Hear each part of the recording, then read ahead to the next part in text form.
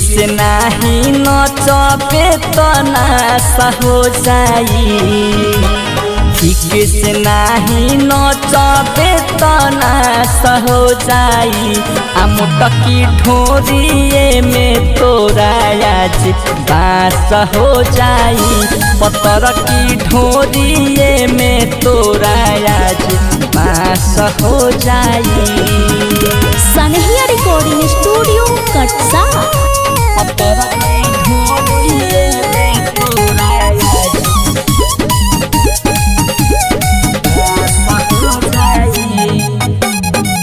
कहब से तू रखले बारू हमारा के चिला के।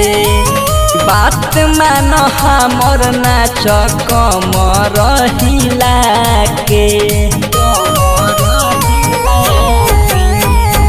गप से तू रखले बारू हमारा के चिला के।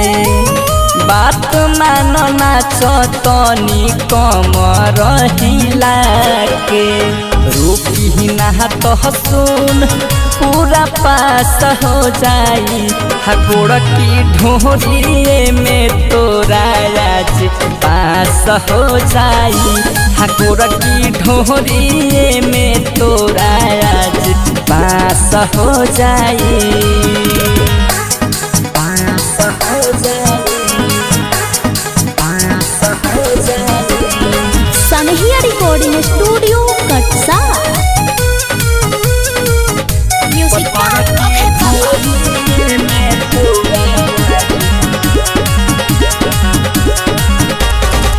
बात हमर मानना तो पड़ जाई भारी।